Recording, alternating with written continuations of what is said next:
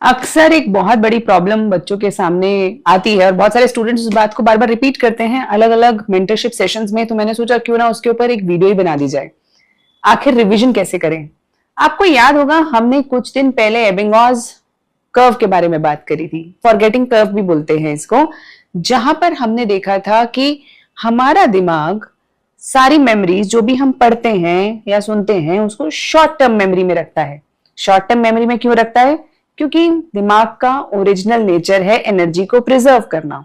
जितनी कम चीजें उसे याद रखनी पड़े, जितनी ऐसी चीजें जिनके साथ कोई इमोशनल टैगिंग नहीं है या उसकी बार बार जरूरत नहीं पड़ती, दिमाग उसे भूल जाना चाहता है ताकि वो एनर्जी बचा सके।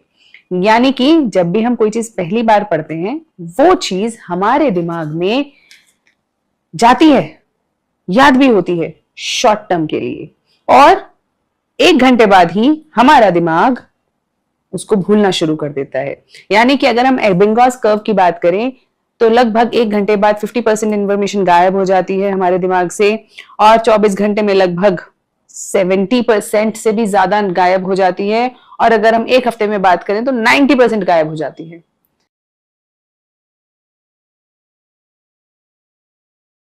यानी कि जो हमने पढ़ा वो हम लगभग सब भूल चुके हैं, सिर्फ मोटा मोटा किस बारे में बात हुई थी वो हमें याद रहता है।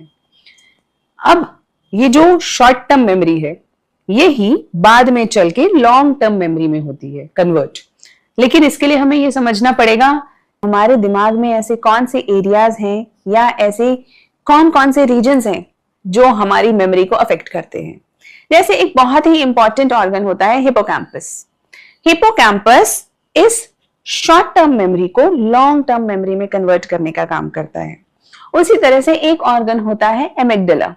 एमिगडाला वो हमारी मेमोरीज क्रिएट करता है, और जो भी इंफॉर्मेशन हमारे पास है या जो चीज हमने पढ़ी है या सुनी है या महसूस करी है, अगर हम उसे याद रखना चाहते हैं तो उसके साथ एक इमोशनल टैगिंग कर देता है कि अच्छा लगा था, बुरा लगा था, गिल्ट फील हुआ था, तो इमोशनल टैगिंग कर देता है।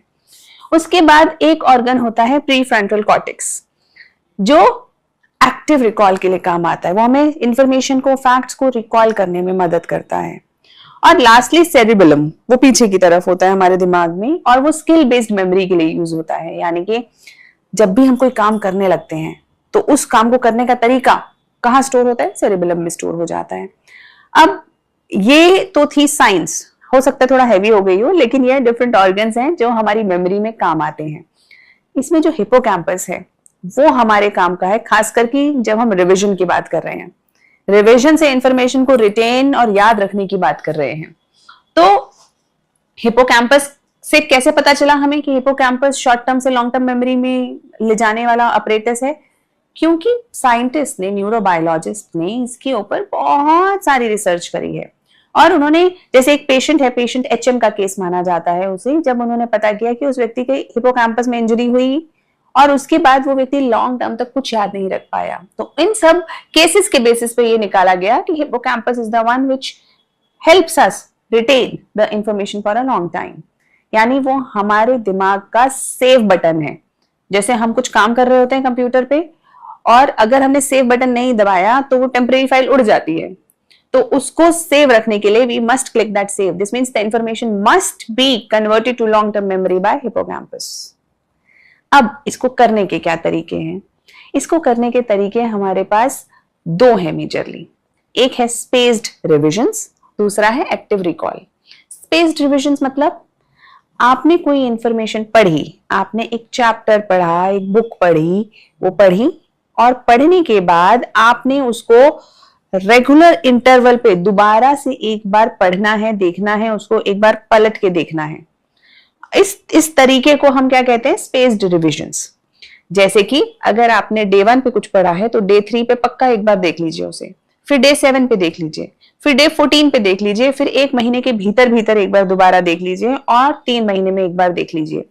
It is like walking through a forest. जब हम जंगल में जाते हैं तो रास्ता थोड़े ना होता है, कोई रास्ता नहीं होता।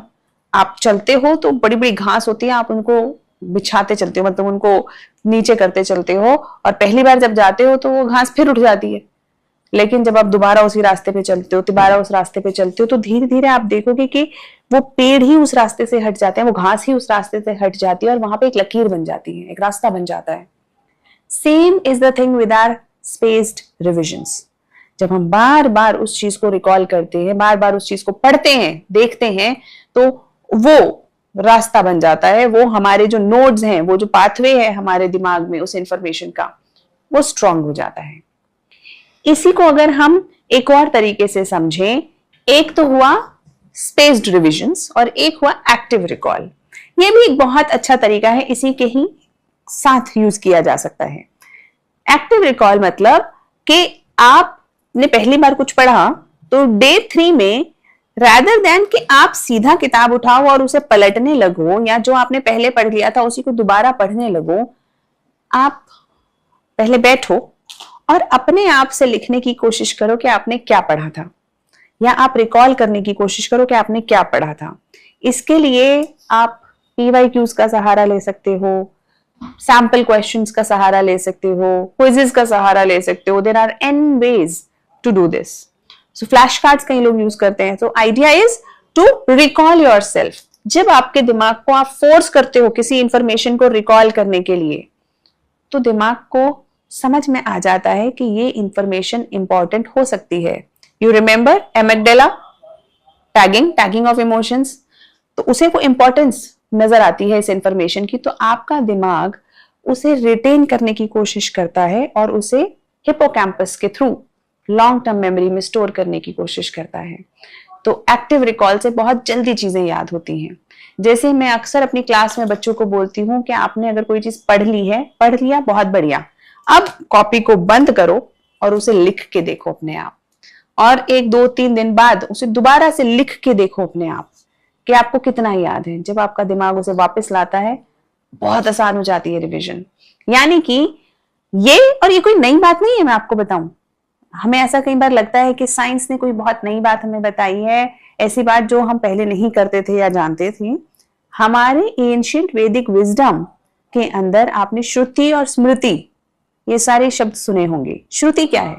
श्रुति इज आप बार बार सुन के चीजों को याद करना, बार बार स्पेस्ड रिविजन्स। एंड स्मृति रिटेंशन की कैपेबिलिटी, उसके लिए बार बार उसको बोलना या फिर उसको एक्टिव रिकॉल करना। और ऑडियो विजुअल एड्स की मदद से जब आप उसको करते हैं, यानी आप किसी चीज को लिख भी रहे हैं, सुन भी रहे हैं, तो क्लास में होता है अक्सर, क्लासरूम में क्या होता है, क्यों चीजें याद हो जाती हैं अक्सर?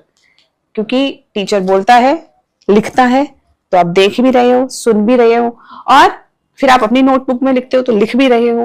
तो मल्टीपल एजेंसीज के साथ जब आप किसी चीज को पढ़ते हो या याद करते हो, तो वो ज्यादा बेहतर तरीके से याद हो जाती है।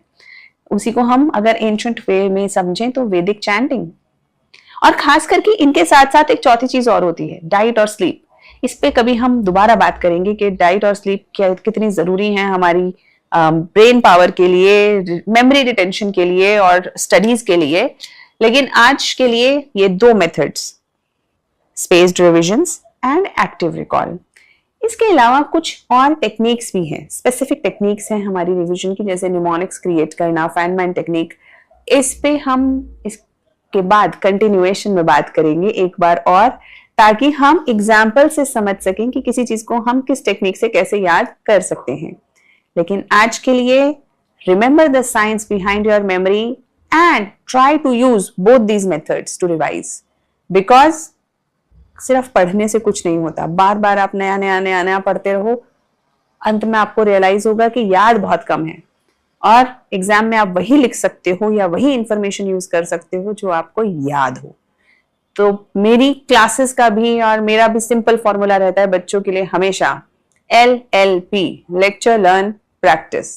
सुनो, लेक्चर को अटेंड कर लिया आपने, पढ़ लिया मतलब कोई चीज, उसके बाद लर्न, याद करो, and then you practice. So I hope you all will revise.